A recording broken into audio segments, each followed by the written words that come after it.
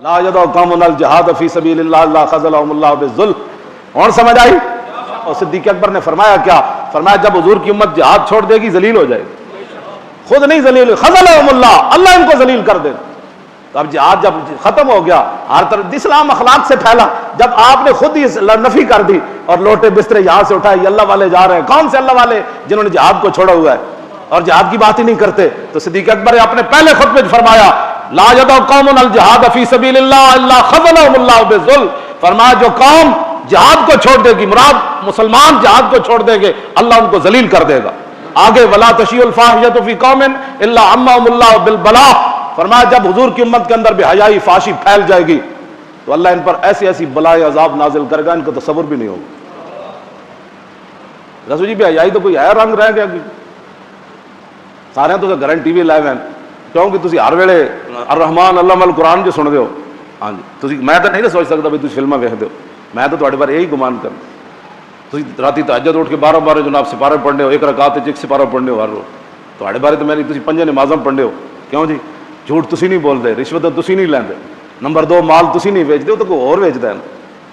مسجد بھری ہوئے ساری صوفی بیٹھے تھے، کوئی نمبر 2 مال نہیں ویچدا، کوئی رشوت نہیں لیندا، کوئی سود نہیں کھاندا، کوئی ماں باپ کا نافرمان کوئی نہیں، کوئی رسا گیر کوئی نہیں، ساری بزرگ بیٹھے.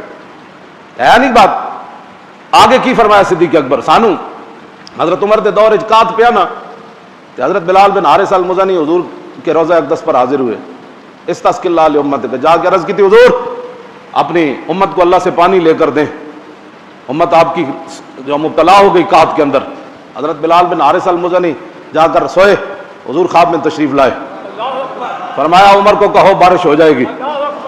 لیکن اگلی گل مولانا کے اگلی گل کے 3 باری حضور نے فرمایا حضرت بلال بن حارث المزنی کو فرمایا عمر کو جا کر کہہ دینا میرا پیغام کہ الکیسو الکیسو الکیسو. فرمایا عمر کو کہو دانائی اختیار کرے، عمر کو کہو دانائی اختیار کرے، عمر کو کہو دانائی اختیار کرے. حضرت عمر کو حضور فرما رہے ہیں دانائی اختیار ہے. حضرت عمر رو پہ کہا یا اللہ جتنا میرے واسطے چی میں کر رہا ہوں، ابھی اس کا مطلب ہے کوئی کمی ہوئی ہے تو قحط پڑا ہے نا. حضور نے فرمایا عمر کو دانائی اختیار کرے. ساری بدماشیاں کرنے کے بعد تو ماننے کے لیے تیار نہیں. کم از کم حضرت عمر تو رو پڑے نا جی. آج رونے کے بجائے کوئی ان کے بات کرے تو باہر جا کر گلیوں میں تبصرے کرتے ہیں، مولانا اتنی بات کرتے ہیں. میں نے کہا جب حضرت عمر کو حضور نے فرمایا دانائی اختیار، ہم بھی ان کو یہی کہتے ہیں دانائی اختیار کرو، انسان کے بچے بنو، قوم کو لوٹ مار بند کرو، بغیرتی اور فحاشی کو بند کرو، دین اسلام کے ساتھ غداری بند کرو، ناموس رسالت کے ساتھ غداری بند کرو، مسجدوں کے سپیکر مت اتارو، علماء کے خلاف فور شیڈول مت لگاؤ، قرآن و حدیث کو نصاب سے مت نکالو. ہم اور ان کو کیا کہتے ہیں؟ ہمیں کوئی پیسے چاہیے ان سے بدماشوں سے گنڈوں سے.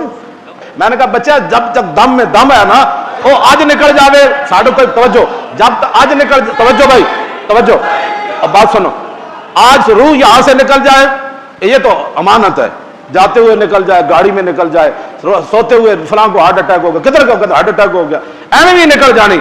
لیکن دم میں جب تک دم ہے خاک ہو جائیں ادب جل کر. ہاں اعلیٰ حضرت بریلوی فرماتے خاک ہو جائیں ادب جل کر، جل کے مٹی بھی ہو جاؤ تو کی کرنا ہے اسی اس نے کہتے رک جانا ہے.